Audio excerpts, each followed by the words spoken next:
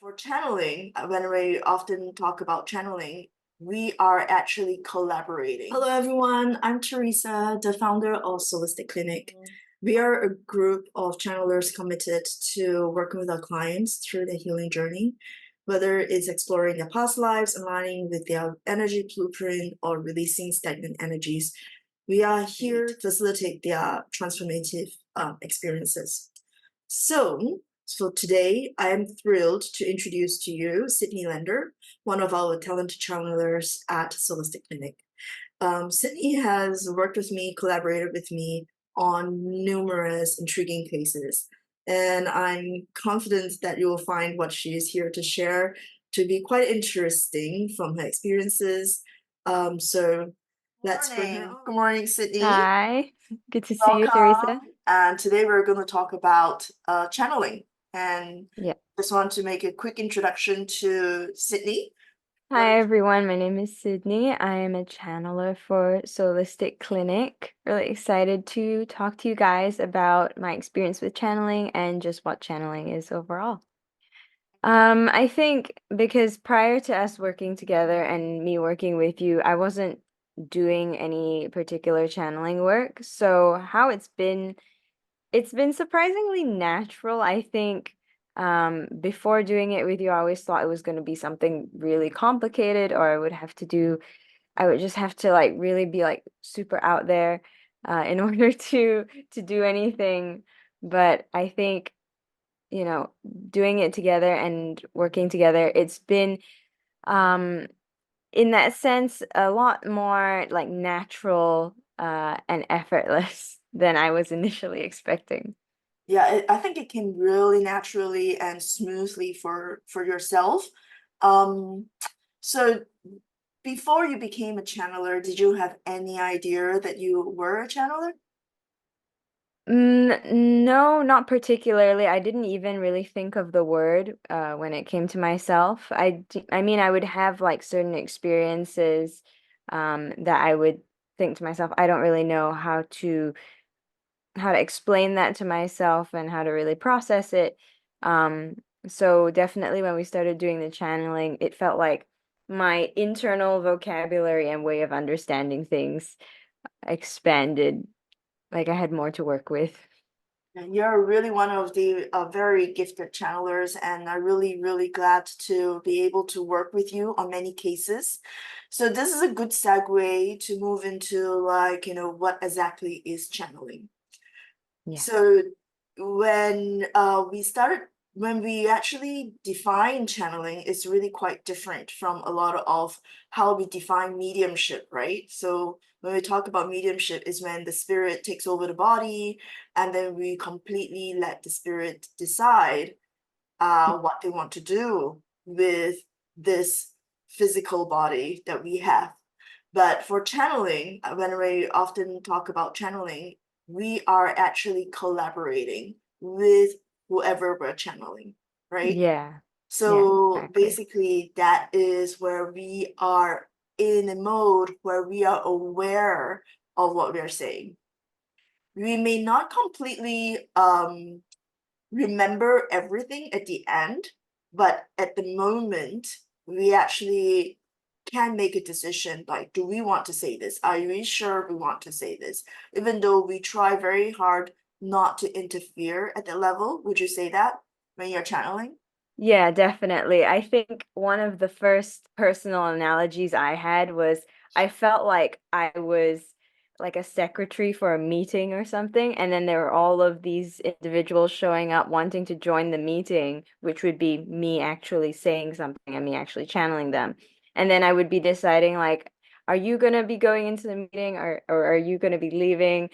So there was definitely this feeling of um kind of like fielding calls or like fielding different people in So and you out of brought up a a very conference room. interesting point. You brought up a very interesting point. Like in the team that we work with, we are trained to be able to tap into a variety and a very wide frequency that we are able to bring on many different type of consciousness, ascended masters, or any other spiritual, I guess, any other beings that are not physical but Yeah. need a voice, right?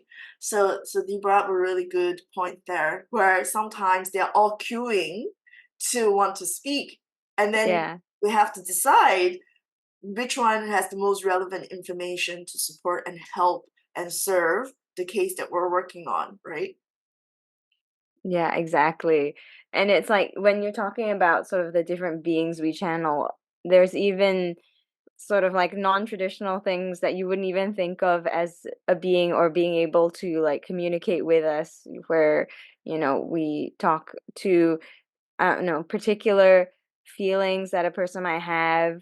We had really early on we had a secret come on. It came on and was like, I'm a secret, right? Yeah, that's like secret. What are you doing here? Yeah. Yeah, I remembered when first started working with the other teams of Channeler, and we were all tapping into how wide and who and what we can actually channel. And it was quite interesting that I had a piece of rock, and I know that the rock was not from Earth. So I got one of the channelers to channel that rock, and the rock came up really sad because it was actually from Andromeda and actually really miss home, and was really sad and upset. And then we had to then proceed to do some healing for the rock, so that, for the thousands of years that it was on Earth doing its work for Earth, it really felt that it missed home. So that was also very interesting for us to be able to channel rock. And then subsequently we realized that there are a lot of consciousness that we could actually channel. Yeah. Yeah, So exactly. let's talk about, um, do you feel safe when you channel? I think overall I do. There's definitely been experiences we've had, and like beings that we've dealt with who have been aggressive, but that's sort of like during the channeling itself. And then beyond that, I do know like some of the other channelers have had experiences outside of channeling sessions. Um, I guess for me personally, it's kind of like walking around outside, um, where, if I'm walking around outside, there's always a potential that I might bump into somebody, or if I'm crossing the street, that's dangerous too. But that doesn't stop me from going outside. And sometimes when I come back inside to my own space, I may feel a bit affected by whatever happened outside. But at the end of the day, it's still something that I can calm down from or brush off. So, um, I guess I would say I feel safe in the sense um that most things feel safe, even if they have like some risk to them, I guess you could say. Yeah, I think what you mentioned reminds me of like emotionally when we do take on some of the emotions of what we channel. And also does that emotion actually stays, and also the aggressiveness of that soul sometimes. Like I remember, like when we were doing haunted houses, right? And then we channel the spirit that's haunting the house. Usually there's a lot of resentment, betrayal, anger, and frustration.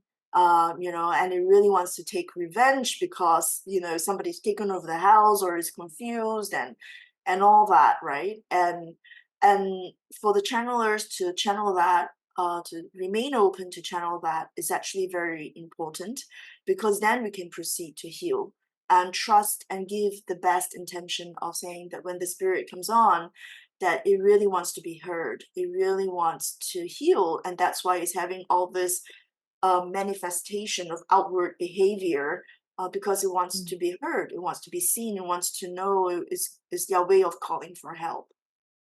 So Yeah. yeah, I'm really glad that you do feel safe when you are channeling, but also we do take some precaution ourselves, right? As Hmm. mentioned earlier, when we are channeling, we are collaborating. We are not completely surrendering this body for the soul or to the spirit to completely take over, and that we have no idea what's happening. Yeah. So some of the other questions that often come up is like, what do we use channeling for? And you and I have worked on many cases. Um, Yeah. so what do you think we use channeling for? I would say in the broadest sense, we're primarily using it for healing. Whether that's healing people or sometimes it's other kinds of beings.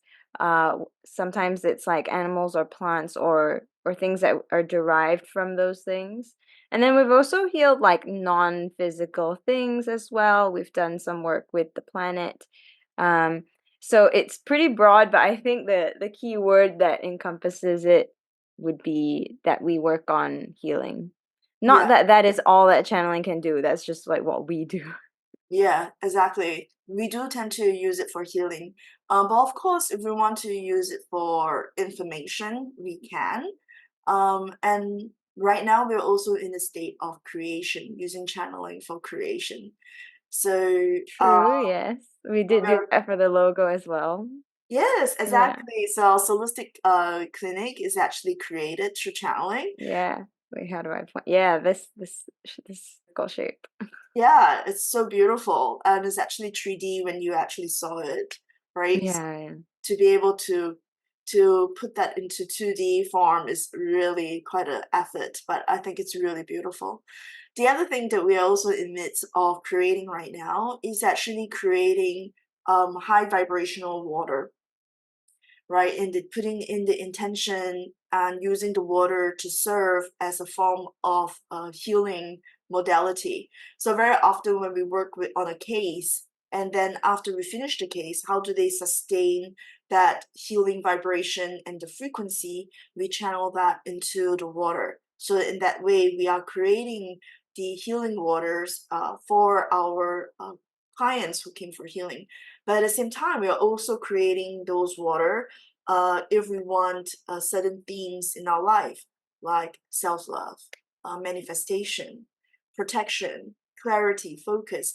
And that is also quite a beautiful way of using channeling for. Yeah, exactly. We're bringing in a specific energy or a specific, almost like a message, and allowing that to be tied to the physical substance, in this case, water. Yeah, exactly. So another question that often comes up, like, and we touching a little bit about that, is actually who do we channel, right? I And think we've covered a few. yeah, so from your experience, was there anybody that you channeled that was most memorable? Ooh, um, we've channeled so many beings. I think it's like we'll often see a lot of the archangels, a lot of Archangel Michael actually. Mm. And then occasionally I think we'll get like Raphael or Metatron. And then if somebody really wants to get a tongue twister, then Melchizedek Okay, so will come that, on, right? And yeah. then be like, what is the name? Like coming through. Um, and then we also get like Commander Ashta. I Mm. think I think a really memorable one was when I think I was channeling human consciousness, Oh, because yes. that one felt really interesting when I was channeling it.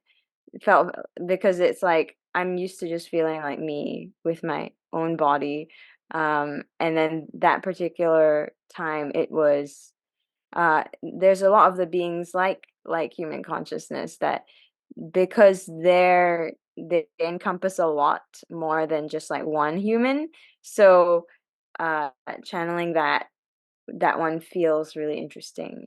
And then there was one time where we were doing a session between the like you and I and the other channelers. We were doing a session for channelers, right? Yeah. um and then I started channeling myself, but more. If you remember that one, it was like all of these different versions of me that create this larger version. And that one felt so nice because a lot of the times when we're channeling beings, they feel different, but this one felt like just myself, but at a like greater, more incomprehensible kind of scale. Yeah. So that was really just like very lovely feeling. Oh, that's so awesome. I have one that was really memorable for me. It was actually the Mm. boatmans. The boatmans, they're really angels, but they are responsible for shipping the souls to their destinations or taking the souls after they expire on Earth back Transition. to transition Mm. back in heaven. And I thought was very fascinating. Sometimes they they are really very specific about their roles, right? And they don't cross over. But sometimes they want to help to share some information, so they'll come on, right? So I remembered once I wanted to learn more about what is soul family, and soul purpose. So the boatman decided to show up. And very often, boatmen do come and help us a lot, especially when we're clearing haunted places, right? Mm. And I remembered I was so curious and I asked so many questions to the boatman. In the end, the boatman go, "I'm just a boatman, ma'am." But channeling celestial beings like the boatman gave me a lot of insights to the journeys that souls actually how we get passed along. Like, like I did ask him, like, as a boatman, where do you pick us up, right? So there's something like a gathering area, like a bus stop, where we'll get on the boat, and then there's a destination where they have to send us for our rebirth, or they have to pick up some folks who are, ready to transition back to the celestial courts or back to where they need to go healing. So I thought that was quite interesting and fascinating. Yeah. Um, but there were also some cases where we channeled that I thought was pretty memorable for me, especially when we work on some past life healing cases and learned so much about some of the journeys of the soul when when we're healing the past life, right? I remember one case where it was pretty emotional. Was the case of the mother tiger. Oh, yeah. Remember that I case? do. Right? Yeah. So this is the case of this guy where he really found it difficult to function because he seems to have the mind that somebody's here to hurt me, but I'm strong and all these people are undeserving to hurt me, right? So he find it very difficult because that's the story in his head. So his interpersonal relationship, going to work and all that, he just have the story that people are here to out to get him, um and that yet he is superior, right? Yeah. And it's so hard to shake the story until we went in to see the past life. Do you remember the mother tiger? Yeah, I remember because initially when I started channeling, all I was getting was like a lot of like like a hissing cat almost and Growl and roar. growling. Yeah, And because when we do our channeling work, we do it as a group, as a team. So I wasn't the only channeler that day, right? yeah, So I don't remember what he was channeling, but basically he helped the tiger along in order to speak because for like I think almost 5 minutes there, it was just growling and we couldn't get anything out of the yeah, tiger. It was just like, what's going on? And it's just yeah. growling, growling. Um, Uh, she yeah, was so in then so it much pain, this poor mother tigress. hmm So basically, in the story that came out, was that she knows that she's strong and that she's stronger than most humans, but there were hunters that went for her. So they took her life and took her babies. And you can mm, just imagine how traumatic that is. And that energy of pain and anger and hurt was carried on to this life as a human. So that story was very hard to shake away until we healed the mother tiger. And I thought that was very emotional, but yet at the same time, I was very glad to have a chance to work on that case. So that was mm. one of the very memorable case. Yeah. How's the client now? Oh, I think he is in love right now. Oh, Ah, Oh, So very nice. yeah, I'm really very glad with that case, where um, it was healed and that he was able to be functional. Um, Yeah, and actually like form a connection with someone. Oh, that's form so a nice. connection and start falling in love. So I thought that was really beautiful because it's quite interesting when we work on such cases, right? Where we see this person go through the journey of healing, where they were so in pain and yet there was no medicine and nothing that could shake off that fear, shake off that hurt, until we're able to see the root cause of that. And in this case, it happened to be a past life. Mm, yeah. Yeah. Um, what other cases come up for you that is memorable? Because we worked on many cases. I think the first case that I worked on has to be memorable because it's the first time. Yeah, what And case it was so that was the croissant case. that? Oh, that was an interesting case. Yeah. What do Yeah. you remember from it? I think because also that case was the first one where I was like working on a case.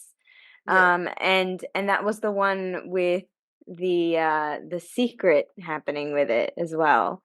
yeah, And then the secret came up about like not wanting to be a leader essentially because of feeling like they had let someone really important to them down. And then all of the people who they were responsible for were suffering for whatever it was, right? And that was the secret that came out. And yeah. I was just like at that point thinking, this is such a random thing for me to be coming out of my mouth. um, and then later on, you got a message from codename Croissant about like not wanting to be in a leadership position because he'd sort of like accidentally ended up in one and was really upset about it. That was just so interesting to me that that overlap between Yeah, the secret and this like extreme response in real life mhm, regarding the same topic. yeah, Yeah, so that one was very interesting for that reason, and also because we worked on so many different aspects with that case. yeah. Worked with um, essentially like family members. I think we talked to his dad Mm-hmm. at one point, Yeah, through channeling yeah. through channeling his dad, not like his actual dad on a phone call. Um, and then we also were, like, looking at things, like implants as well with him. So there Mm-hmm. was just this really big range of things that happened with Croissant. Yeah. Yeah. So to put it in context, Croissant is this guy that I learned befriended with in the game. And then in the game, of course, it show up that there were some challenges that he goes through in life, right? And then because at the time you and Annie were fresh grads from the channeling classes, and I thought to present this case for you all to give it a shot. And that was also interesting for me how you and Annie collaborated together. But both of you are one of the first few channelers within the team to channel specific emotions, specific consciousness. And that was very insightful, right? Even though they're all aspects of us and all aspects of our soul, to specifically go into pain, to secret, to hurt, anger, right? They give us a lot deeper insight to the healing approaches that we need. So that secret was very interesting because when we were gaming, we sometimes have to take leadership position to organize the team, right? When we were gaming, and then he was past the leadership position and he freaked out and he wasn't happy about it. I was like, Sydney just channeled that. The secret is that I don't want to be a leader. Don't pass that leadership position to me. Yeah, so that was really good. You also worked on him for something that was very interesting. And I'm not too sure if I dare say We we can't do this on a line. no, no, let's not do that. But whatever you did for him was very effective in terms of the healing because maybe as virtual friends, people are a bit more transparent and honest with each other. There's no Mhm. need because we don't even see each other's face. We just have each other's code name or the in-game name, IGN. And whatever you did for him, it actually had an effect, and he actually did let me know that. So that was very interesting. Yeah. So so yes, which this is a good segue to talk about how different channelers actually have certain bring certain specialty to the channeling, right? So in your case, you really brought on a lot of insights through that deeper emotions and giving a voice to that deeper emotions like pain or hurt and anger, and secret. I can't remember the others that you did, but when we work on these level of pain and hurt and anger and frustration, it gave us insight to go into how we actually transform them, transmute them, and heal them, right? Yeah. So that really takes our healing to a deeper level. Um, yeah, so when we talk about channeling, we often talk about it is a form of collaboration, right? So when we go in to do the healing, what I really, I guess, grateful and appreciate is that when we go in to heal and we ask for help, and that's when a lot of them will come to say, I can help, I can help. Yeah. Um, was there anything that you want to share about your journey as a channeler? How do you get into the state of channeling each time? How do you prepare yourself? Oh, I mean, it's it's funny because it's like I said, right? I thought it would be something complicated to like get into this state, but I think early on when we were first starting to channel and you were saying that as I was trying to get into the state, you were getting a headache and like a backache and everything because it was like I was trying so hard, I was using so much effort. And then in that moment when you told me that, I was like, okay, what if I just sat down and I'm just sitting into the state? I'm sitting into that connection. And that was sort of like my early concept of how to get into the state is like, I'm just going to sit in it, like as easy as I might sit in a chair. Now I don't typically have any particular thing that I think of. It's just a matter of when we start working together and whoever the channelers are, myself included, and you're saying like, all right, let's get started, then we just get started. Um, and it's kind of as simple as you might ask someone like how or me, right? Like I draw, right? For work outside of channeling. And if someone were to ask me how do I get into the state for drawing, I'd be like, I don't know, you just start drawing. There's um not really a need to like get in so much like it's an actual activity.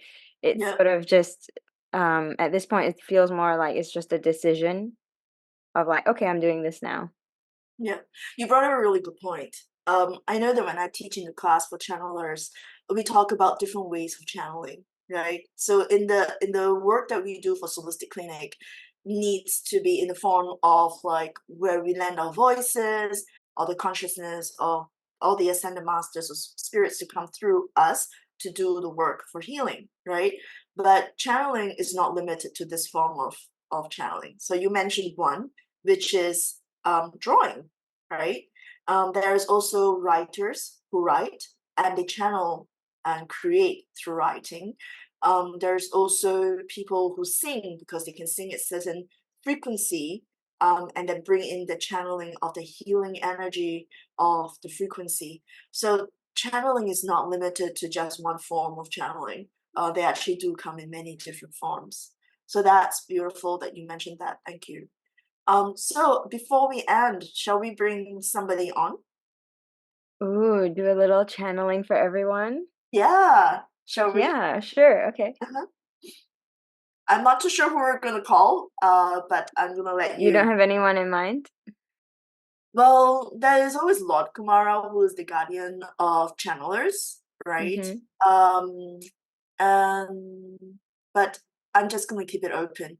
Oh, I Okay. actually forgot to mention something about like why, you know, of all modalities, we went with channeling, right? And also why channeling is quite important in this day and age for our spiritual growth, um, and also working with a wider team that beyond our physical body, right? So I was asking the question, right? Like why do we channel now? Why this day and age? Why are we called to be channelers? Because more and more of the channelers are showing up quite naturally. And Lord Kumara will say that channelers actually signed up to serve as a channeler um, in this era. So do we just train anybody? I guess we can train anybody. So it's like everybody can be trained as an artist, right? But how beautiful your art is, or how relatable your art is, or how your art is used to serve, to heal, or serve to relay a message, right? It comes more naturally for people who are signed up to be an artist, right? So the same for a channeler. Like if we're signed up to be a channeler, then it comes more naturally, and it's actually not something we need to learn, but it's actually more something that we need to be reminded of, that we have this gift, and then it is activated. So one of the questions I often ask is like why channeling is more happening more rampantly right now. And it came quite interesting that in the past, the days of Jesus, the days of Buddha, the days of the Prophet Muhammad, right, where there's really less distraction. There's no TikTok, there's no Instagram, there's not mindless scrolling, or swiping, right, or just turn on the TV and vegetate, right? They're more connected at the time because there's less distraction. So it's easier to remind themselves or be reminded of their purpose of what they're here to serve. And then they can bring on those messages that and the wisdom to be shared with people. So all of them had the messages that comes through them, and that are able to share those messages and the wisdom easily. But now it's so hard for people to even remember their purpose or be aware and be in touch of their purpose. um, Very often when clients come to see me, they do ask like, what is my purpose? I want to find my purpose. But because of what school is teaching us, what parents wants us to do, what our peers has been telling us, and you see other people being successful in that journey, we tend to forget about our own purpose. We tend to go, oh, somebody is successful that way, maybe I need to try that, right? So Mm. being in touch with ourselves is getting more and more difficult. So when we serve as channelers, that's when it's allowing the wisdoms to come through, the wisdoms from the ascended masters, the wisdoms of the angels, to come through, rather than them choosing to be reborn and then forgetting about it because they've been mindlessly scrolling Instagram or TikTok. So as channelers, it's easier for the wisdom from the celestials or for the ascended masters to come through us and to share that wisdom with everybody. So that was one of the messages that I got. This is Lord Kumara. Hello, Lord Kumara. We were just doing a session on channeling. Thank you for coming on. I was watching. Thank you for watching our recording. I hope to see even more of you in time to come. And I hope that all of you who bear witness to this will find ease and joy in the messages that we share. To know that this is not some far off concept, but rather simply another permutation of natural order.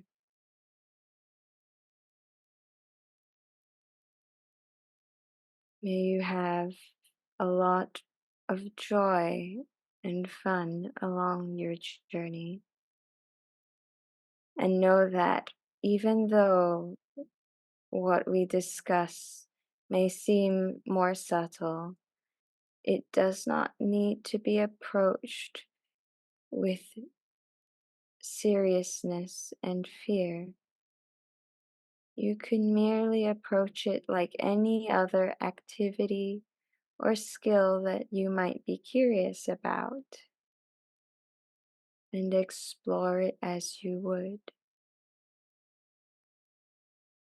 Lakmara, do you have any messages for the future channelers or people who are thinking if they are called to be a channeler? It is as I just spoke. My message to them would be to enjoy the process and to understand this not as something that is far off and distant from them that they must somehow acquire, but merely another tool, another skill set that they are coming into and that they might explore with the same curiosity as they might any other hobbies and passions that they have come across in their life. Thank you very much, Lakmara. Thank you for joining us. Have fun, everybody. Thank you. Thank you, Cindy. That was beautiful. It It's was so very nice. nice. Yeah, it was very nice of Lakmara to join us and watching on the side. I really appreciate a lot of things that he has shared with us and taught us over the time. Because every time when we were teaching a class on channeling, he does come on to share some of his um, I guess, advice and Mm-hmm. guidance to the channelers because a lot of times channelers do feel a bit nervous when they're first starting, right? As we mentioned, like is there a lot of fear? How hard do we try?